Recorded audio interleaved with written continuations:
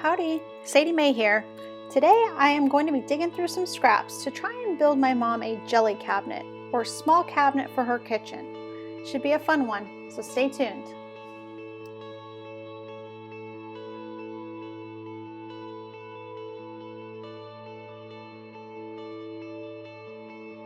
I started this project like most of mine by milling up the wood I found.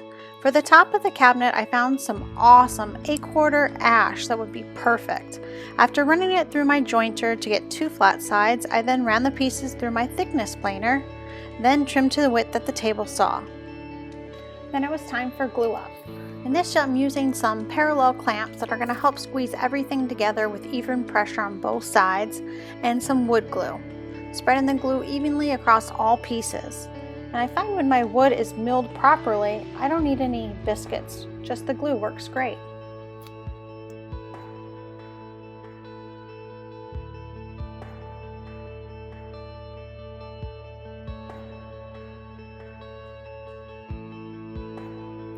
While the glue was drying on the top, it was now time to start milling the other scraps I found that's going to make up the base of the cabinet.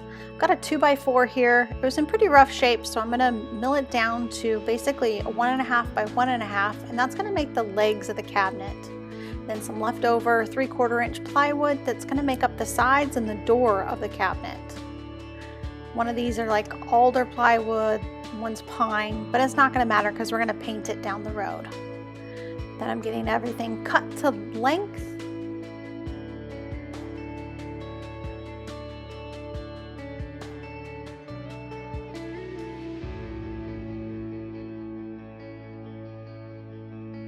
Then it's time for assembly.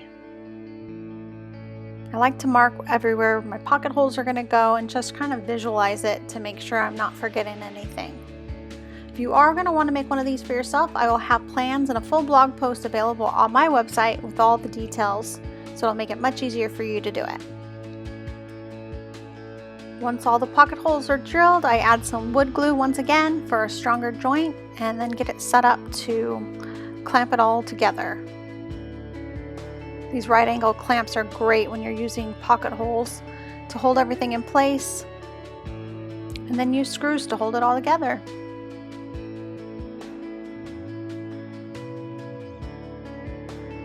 Now repeat on the other leg. You'll notice here that I've put 2 pocket holes pretty close together, that way that I can clamp each section in case the plywood's warped at all. Put a screw in and then take the clamp off and then put another screw in, and that really helps me make sure that the plywood isn't warped, and if it is, it helps straighten it out.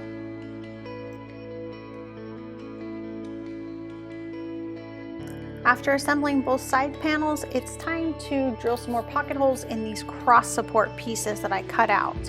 And again, the plans will have detailed measurements for each of these pieces and sections.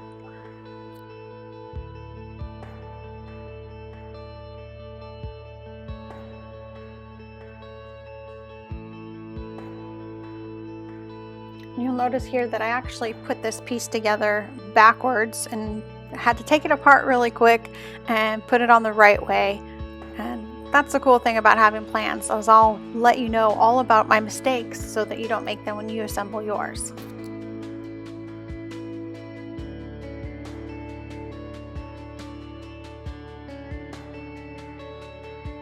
Once all those cross pieces are installed, it's time to put the 2 pieces together. Again, we're just going to be using some more glue and those pocket hole screws.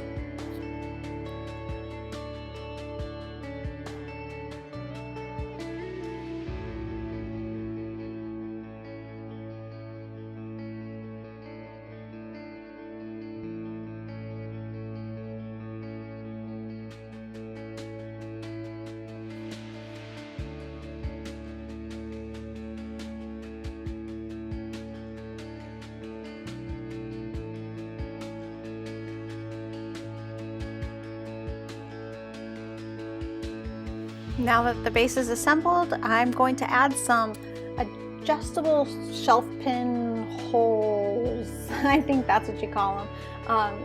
Basically, they're just little holes that you can put the shelf pins in to have adjustable shelves in the cabinet. then to make the door and the shelves look a little bit more like solid wood, we're going to add some edge banding to it. It's a very simple process. The edge banding comes with glue on it. You just iron it on, make sure it's a nice snug fit, trim it, sand the edges, and you have an awesome front piece that looks like solid wood. Then I did trim the top of the cabinet, and here I'm just test fitting it to make sure it's got the right overhangs. And then I'm going to use my biscuit joiner to cut some slots, which there was just barely enough room for this to fit. And that'll allow me to use some Z-clips for fasteners. I'll have more details about those on my blog. Then I'm going to dry fit the hardware just to make sure we know where all the holes are going to go. Give it a little bit of sanding. And then I'm marking that hardware because we're going to be doing something fun to the front of this cabinet door. I am going to be power carving some texture on here. Since it's a scrap piece, I want to do something that's going to make it fun and stand out. And I really wanted to try this checker pattern that I'd seen some other people use, and I thought it would be a great opportunity on my mom's cabinet to test it out.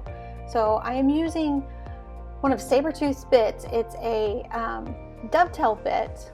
It's tapered, so it's wider at the top and skinnier at the bottom, so it helps me create those lines and have a lot of control. Once the texture was in, it was time to paint this, and my mom wanted me to paint it red, one of my least favorite colors, but hey, it's a gift for mom, so we're gonna paint it red. And then we did use a milk paint, and once you use a milk paint, I just want to sand it with 220 grit afterwards to get any of the rough spots out of it. I did end up distressing the legs a little bit, adding a signature orange bottom to it, and then we sealed it with some hemp oil. Never used hemp oil before, so I thought I'd try it. It does give a really cool finish to it, but I don't know how many coats you need because it still was rubbing a little bit red off of it even after 2 and 3 coats. So I'll probably end up putting a wax on it later on down the road. But look at that ash top.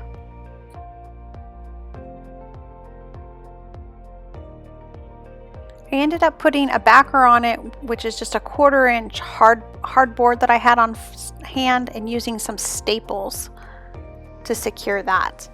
And then I used those adjustable shelves, put those in, put the pins, and then put the shelves in. But as I was putting the hardware back on, I was feeling a little hesitant on how the door was turning out. I really didn't like the distressing and how the checkers looked with the distressing. So I tried to sand it more to make it just red, but in the end I really didn't like how it looked. So I decided the checkers just wasn't for this project.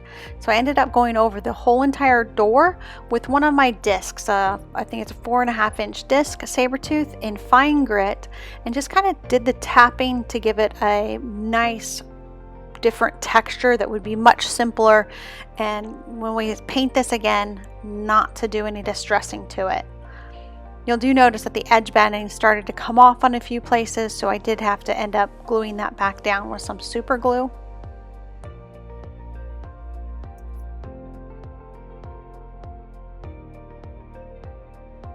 This new texture did take me about an hour to complete on the whole entire door, but I think the extra time is really going to make this project a lot nicer and hopefully something that my mom's going to like.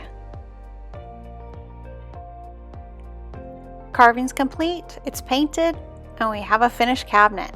What do you think? I'm really happy with how it came out.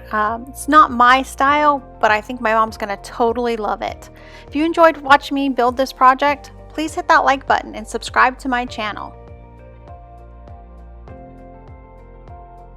And remember, build loud, build wild, and have an awesome day.